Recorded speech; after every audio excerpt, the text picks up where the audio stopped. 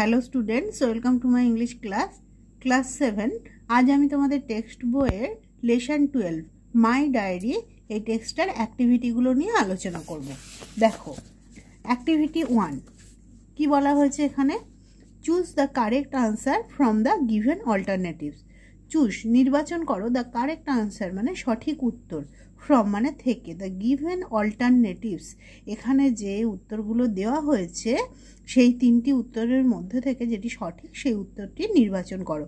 তার পাশে টিক চিহ্ন আমরা দিয়ে দেব। দেখো, এরটা কি বলা হয়েছে? Anne Frank's birthday was on. Anne Frank's birthday মানে জন্মদিন, ওয়াজ মানে ছিল, অন কত তারিখে অ্যানের জন্মদিন ছিল? 14th জুন, 12th জুন আর 20th জুন। দেখো, এখানে আমাদের দেওয়া আছে যে অন ফ্রাইডে জুন 12, কিন্তু এখানে ভুল করলে হবে না যে সানডে 14 জুন 1942-তে সে কিন্তু এই ডায়েরিটা লিখেছিল, কিন্তু তার জন্মদিনটা দেখো দেওয়া আছে on Friday June 12। I woke up at 6 o'clock and no wonder it was my birthday। তাহলে তার বার্থডে কবে ছিল? 12ই জুন। ভুল করে 14 জুন করব না আমরা, তাই এটা 12 জুন আনসার হবে। এটা অপশন 2। মুরজি ইজ অ্যানেস। মুরজি হলো অ্যানের কি? পেট ডগ, পেট বার্ড আর পেট ক্যাট। পেট মানে পোষা, পোষা কুকুর, পোষা পাখি নাকি পোষা বিড়াল? তাহলে মুরজির কথা বলা হয়েছে এখানে, ব্যাকেটে দেওয়া আছে দ্য ক্যাট, তাহলে সে কে? পেট ক্যাট। তাহলে বিয়েরটা হচ্ছে অপশন 3। এরপরে সিয়েরটা, during recess in the school Anne treated everyone with. During recess মানে বিরতি, রিসেস মানে বিরতি, বিরতির সময় ইন দ্য স্কুলে অ্যানে ট্রিটেড এভরিওয়ান, অ্যানে সবাইকে খাওয়ালো। কি খাওয়ালো? সুইট বিস্কিটস, মিষ্টি বিস্কুটস, চকলেটস আর সুইটস নাকি মিষ্টি, কি খাইয়েছিল? তাহলে এখানে আমরা দেখতে পাচ্ছি, দেখো, during recess I treated everyone to sweet biscuits, আমি সবাইকে মিষ্টি বিস্কুট খাওয়ালাম। তাহলে এটা হবে সুইট বিস্কিট, অর্থাৎ অপশান 1।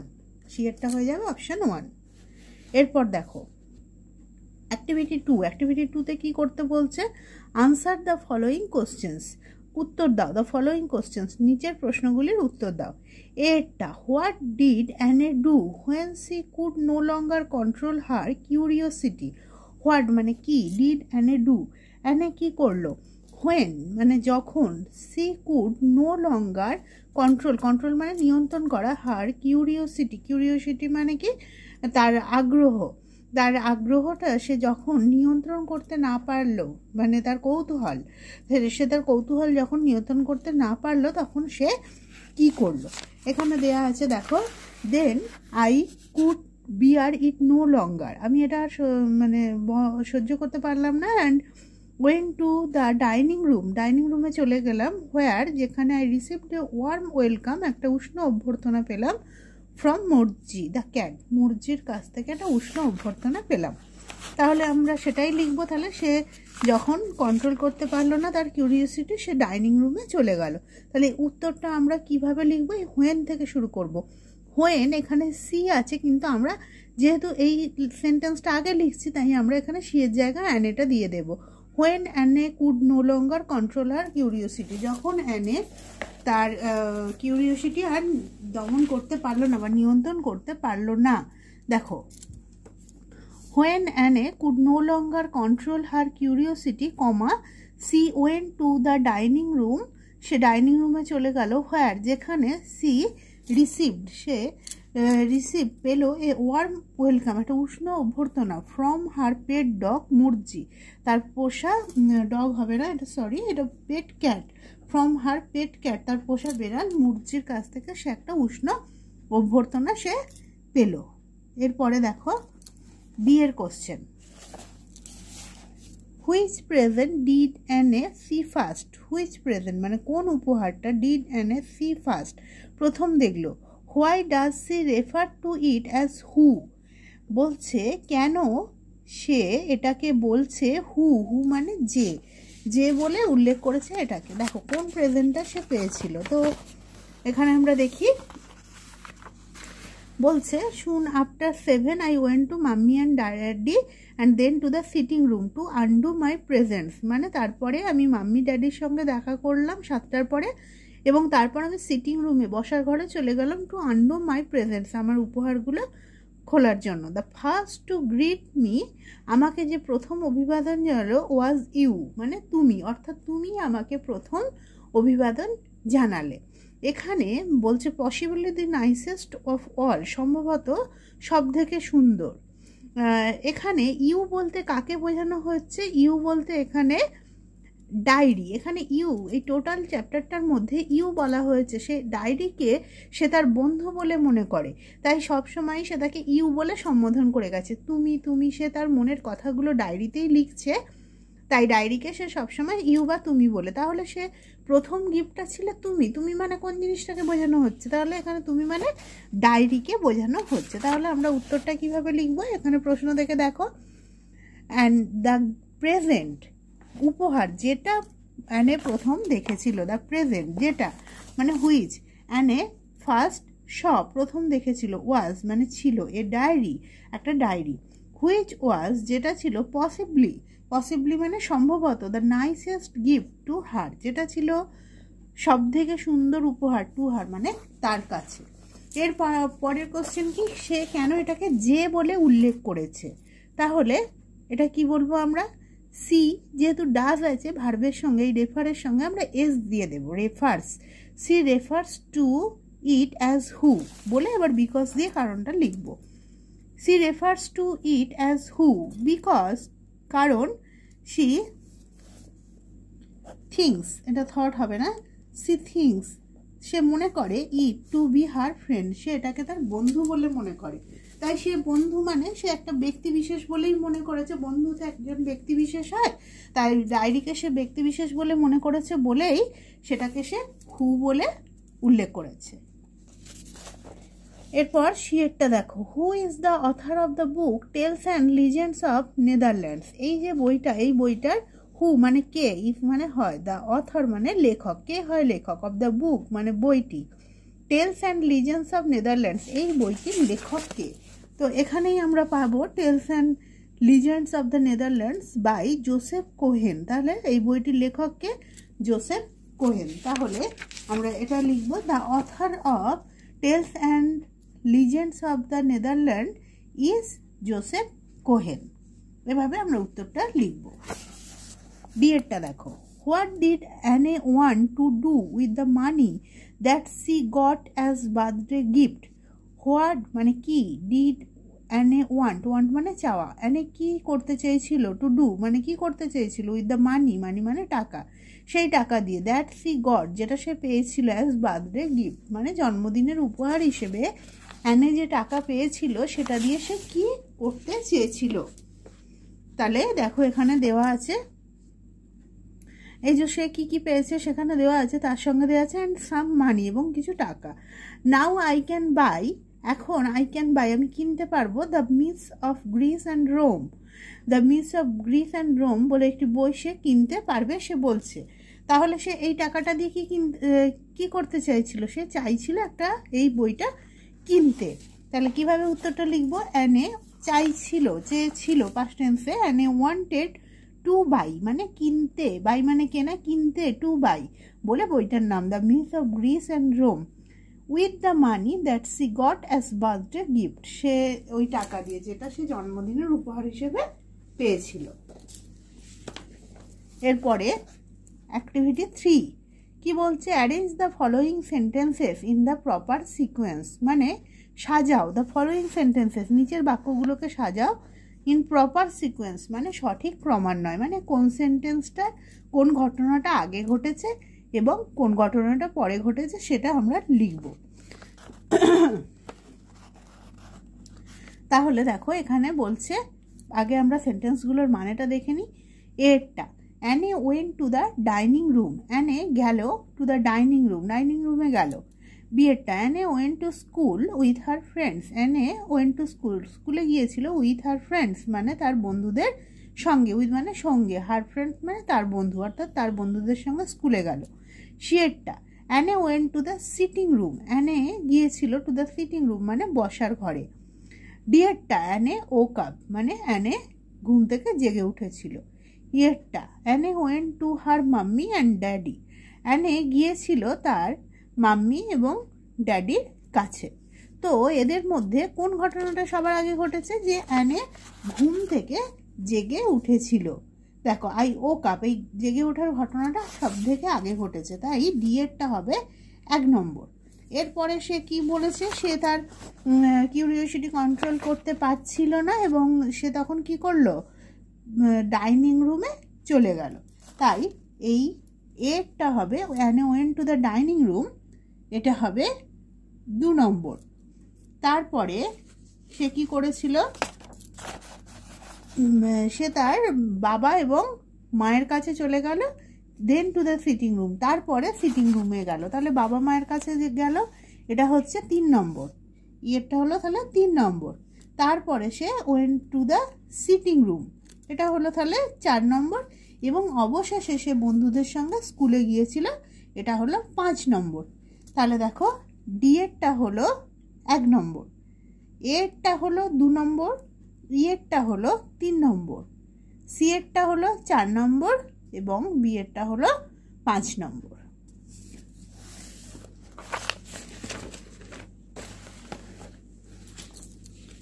এরপরে দেখো অ্যাক্টিভিটি 4। অ্যাক্টিভিটি 4-এ কি বলা হয়েছে? Answer the following questions. Answer মানে উত্তর দাও, দ্য ফলোয়িং কোশ্চেন্স মানে নিচের প্রশ্নগুলির উত্তর দাও।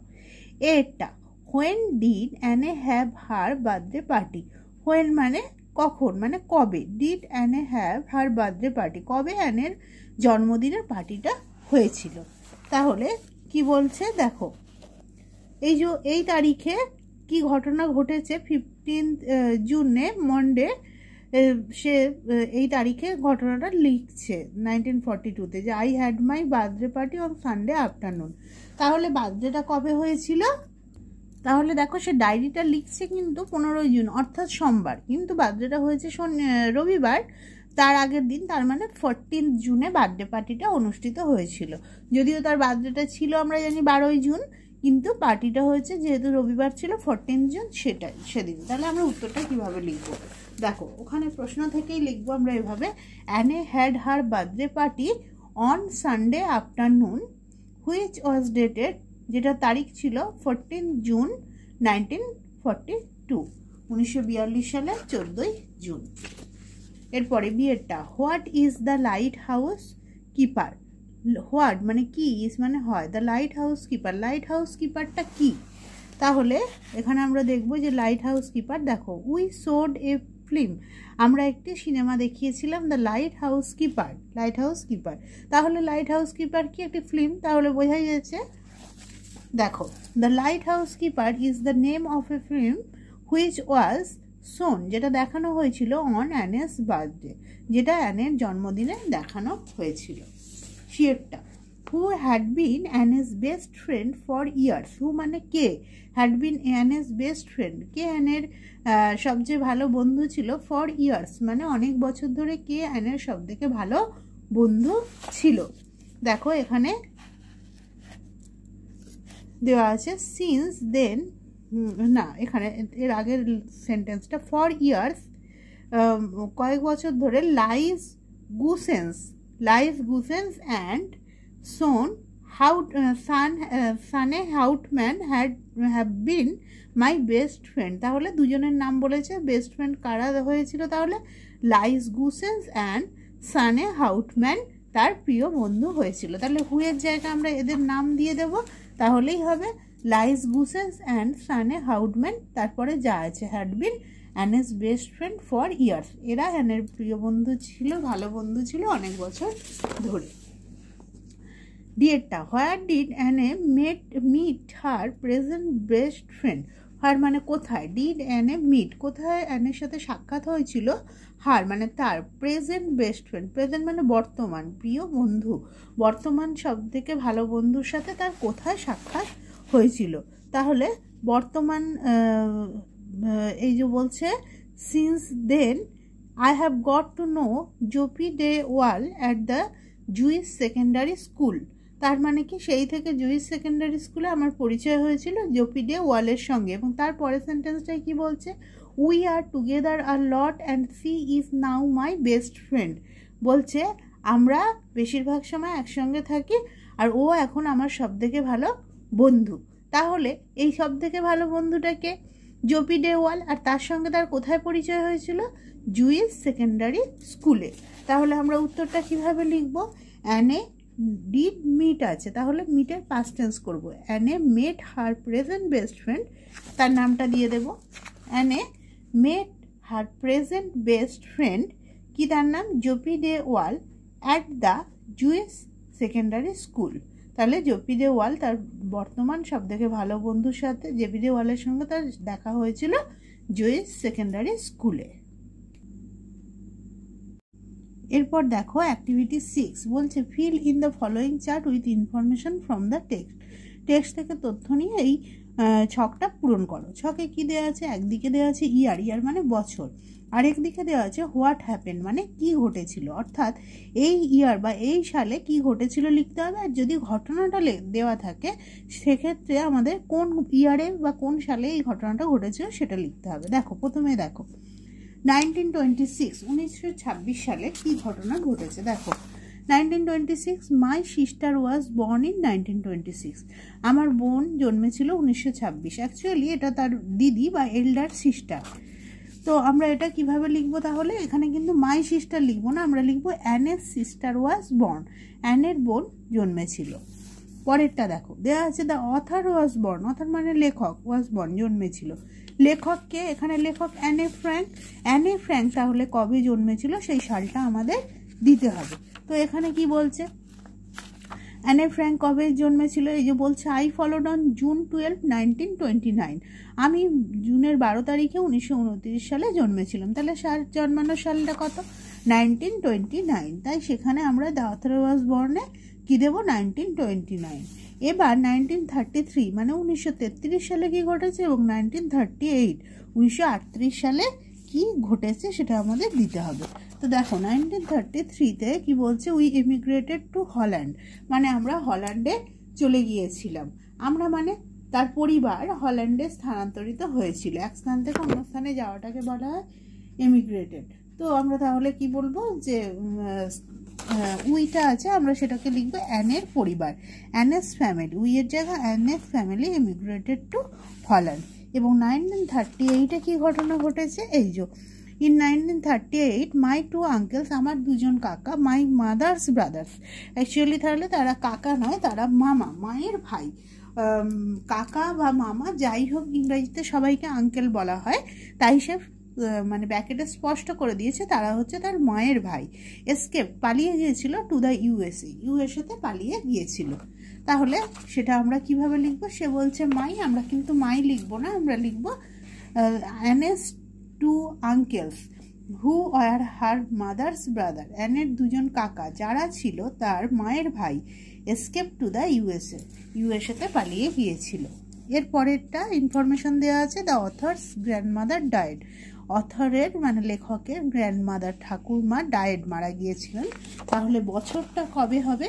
দেখো গ্র্যানি ডায়েড ইন জানুয়ারি 1942, তাহলে 1942 সালে জানুয়ারি মাসে তার গ্র্যান্ডমাদার, যাকে সে গ্র্যানি বলতো, সে মারা গিয়েছিল। তাহলে আমরা ইয়ারটা এখানে লিখবো 1942। এরপর অ্যাক্টিভিটি 7 কি বলা হয়েছে এখানে? আনসার দ্য ফলোয়িং কোয়েশ্চেন্স, মানে নিচের প্রশ্নগুলোর উত্তর দাও। What is the saying that came back to Anne on one of her melancholy days? What is the saying, কি প্রবাদ যেটা অ্যানের কাছে ফিরে এসেছিল অন হার মেলাঙ্কলি ডেজ, তার বিষাদময় দিনগুলিতে তার কাছে ফিরে এসেছিল। সেই প্রবাদটা কি, সেইংটা কি, যে কথাটা প্রচলিত আছে সেই কথাটা কি?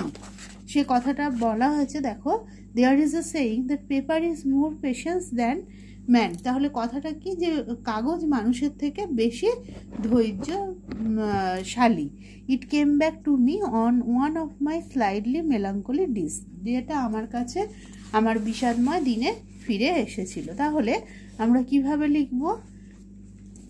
দেখো the saying that came back to Anne on one of her melancholy days is paper is more patience than men. The saying মানে প্রবাদ, দ্যাট কেম ব্যাক যেটা ফিরে এসেছিল টু অ্যানে অ্যানের কাছে, on one of her melancholy days তার একটা বিষাদময় দিনে, ইজ মানে হলো, সেই প্রবাদটা হলো paper is more patience than man, কাগজ মানুষের থেকে বেশি ধৈর্যশালী। এর পরের কোশ্চেনটা, why does Anne consider her diary to be a dear friend? Why মানে কেন, ডাজ অ্যানে কনসিডার কেন অ্যানে কনসিডার করে, বিবেচনা করে বা মনে করে, হার ডায়েরি তার ডায়েরিকে, to be a dear friend কেন তার ডায়েরিকে সে একজন প্রিয় বন্ধু বলে মনে করে। এটা আমাদের একটু পড়ে বুঝে নিতে হয়েছে যে ডায়েরিকে সে প্রিয় বন্ধু বলে মনে করে কেন না, ডায়েরির মধ্যেই সে তার মনের সমস্ত কিছু চিন্তা এবং অনুভূতিগুলো প্রকাশ করতে পারে। তাহলে আমরা কিভাবে লিখব, Annie considers her diary to be a dear friend because, কারণ অ্যানে মনে করে তার ডায়েরিকে তার প্রিয় বন্ধু, কারণ শি ক্যান এক্সপ্রেস সে পারে, এক্সপ্রেস মানে প্রকাশ করা, সে প্রকাশ করতে পারে, হার ডিপ থটস তার গভীর চিন্তাভাবনা, অ্যান্ড ফিলিংস মানে অনুভূতি, ইন এ ডায়েরি অনলি শুধু কেবলমাত্র একটা ডায়েরিতেই সে তার গভীর চিন্তাভাবনা এবং অনুভূতিগুলো প্রকাশ করতে পারে, তাই সে ডায়েরিকে তার প্রিয় বন্ধু বলে মনে করে। এরপরে শিয়েরটা, where was Anne's father appointed when they emigrated to Holland? অ্যানের বাবা কোথায় নিযুক্ত হয়েছিলেন, হোয়েন মানে যখন, দে এমিগ্রেটেড যারা স্থানান্তরিত হয়েছিল, টু হল্যান্ড তারা যখন হল্যান্ডে চলে গিয়েছিল, কোথায় তার বাবা নিযুক্ত হয়েছিল।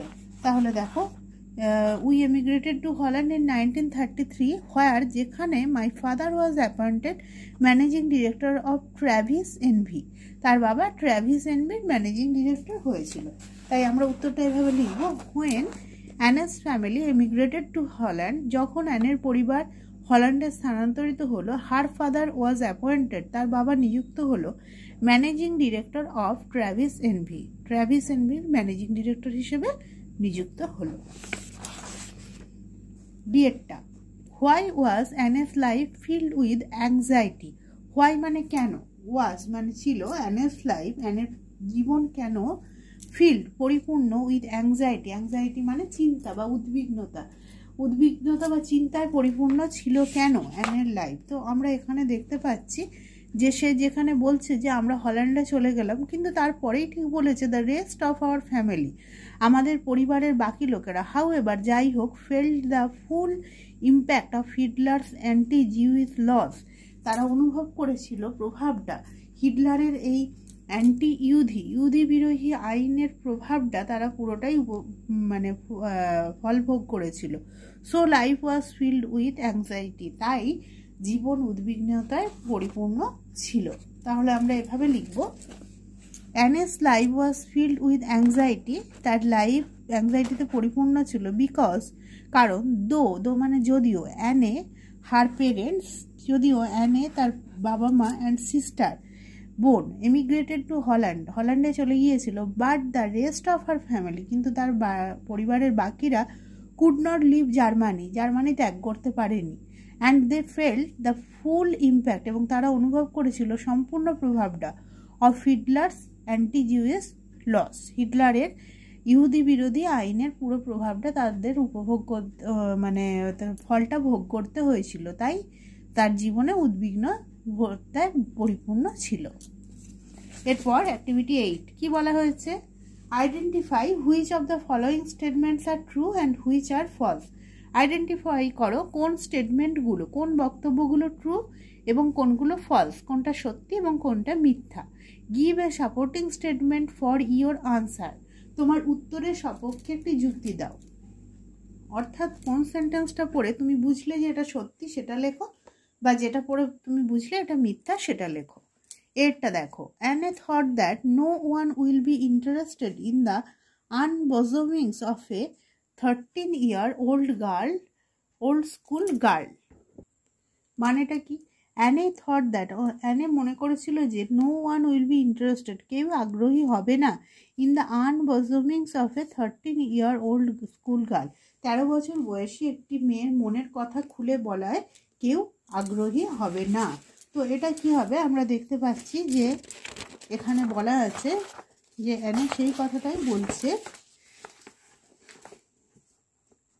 But because it seems to me, যে এটা আমার কাছে মনে হয়, দ্যাট নাইদার আই নর for that matter any one else, আমি বা এ ব্যাপারে অন্য যে কেউ উইল বি ইন্টারেস্টেড, কেউই আগ্রহী হবে, মানে কেউ আগ্রহী হবে না in the unbosomings of a 13-year-old school girl, একটি 13 বছর বয়সী মনের কথা খুলে বলা। তাহলে সে সেটাই ভেবেছিল যে কোনো 13 বছর বয়সী মেয়ের মনের কথা খুলে বলায় কেউ আগ্রহী হবে না। তাই এটা কি হবে, টি দেব, এবং ইট সিমস থেকে স্কুল গার্ল পর্যন্ত আমরা সাপোর্টিং স্টেটমেন্ট হিসেবে লিখব। এরপরে দেখো বিয়েরটা বলছে, ইন হার ডায়েরি, তার ডায়েরিতে Anne wanted to bring out all kinds of things that lie buried deep in her heart. তার ডায়েরিতে অ্যানে চেয়েছিল টু ব্রিং আউট, প্রকাশ করতে, অল কাইন্ডস অফ থিংস, সমস্ত ধরনের জিনিস, that lie buried deep in her heart, যেগুলো তার মনের গভীরে নিহিত আছে। অ্যানে সেই সমস্ত কথা প্রকাশ করতে চেয়েছিল তার ডায়েরিতে। তাহলে এটা কি হবে,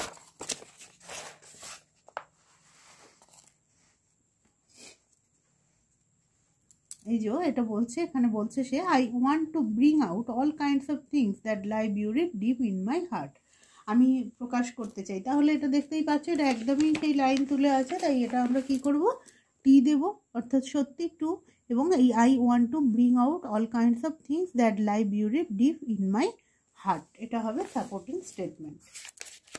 এরপরে ক্রিয়েটটা, অ্যানে সিম টু ল্যাক এভরিথিং, অ্যানের মনে হয়েছিল টু ল্যাক এভরিথিং, তার সব কিছুর অভাব রয়েছে, ল্যাক মানে অভাব, তার সব কিছুর অভাব আছে বলে তার মনে হয়েছিল। দেখো এখানে সে বলছে কি, নো আই ডোন্ট সিম, আমার মনে হয় না, টু ল্যাক এনিথিং, মানে আমার কোনো কিছুর অভাব রয়েছে বলে মনে হয় না। তাহলে সেখানে কি বলা হচ্ছে কোশ্চেনে, যে অ্যানের সব কিছুর অভাব আছে, আর এখানে অ্যানে বলছে না আমার মনে হয় না কোনো কিছুর অভাব আছে, তাই এটা ফলস হবে এবং সাপোর্টিং স্টেটমেন্ট হবে এটা, I don't seem to lack anything, আমার মনে হয় না কোনো কিছুর অভাব রয়েছে। এরপরে ডিএরটা, Anne was born in Holland, Anne হল্যান্ডে জন্মগ্রহণ করেছিল, কিন্তু এখানে বলা হয়েছে উই ইমিগ্রেটেড টু হল্যান্ড, আমরা হল্যান্ডে স্থানান্তরিত হয়েছিলাম। তাহলে এটা অবশ্যই ফলস হবে, তাই ব্র্যাকেট বক্সে এফ দিয়ে সাপোর্টিং স্টেটমেন্ট হিসেবে এটা লিখব, we immigrated to Holland in 1933, আমরা 1933 সালে হল্যান্ডে গিয়েছিলাম। Anne was admitted in the 4th form in the Jewish secondary school, Anne was admitted, অ্যানেকে ভর্তি করা হয়েছিল in the 4th form, 4th শ্রেণীতে, in the Jewish secondary school, Jewish secondary স্কুলে তাকে 4th শ্রেণীতে ভর্তি করা হয়েছিল। কিন্তু দেখো এখানে সে বলা হয়েছে, in 1941 I went with my sister Margot to the Jewish secondary school, আমি 1941 সালে আমি আমার বোন মার্গটের সঙ্গে জুইশ সেকেন্ডারি স্কুলে গেলাম। She into the 4th form, তাকে 4th form-এ, and I into the first, আমি প্রথম। তাহলে তার দিদি 4th form-এ এবং সে প্রথম, তাই এটা হবে ফলস এবং সাপোর্টিং স্টেটমেন্ট হবে এটা, in 1941 I went with my sister Margot to the Jewish secondary school, she in two the 4th form and I into the first. তাহলে আজ আমরা এতটাই আলোচনা করলাম, আশা করি ভিডিওটা তোমাদের কাজে লাগবে। আমরা অ্যাক্টিভিটি 8 পর্যন্ত আলোচনা করলাম, পরের দিন আমরা অ্যাক্টিভিটি 9 থেকে আলোচনা করব।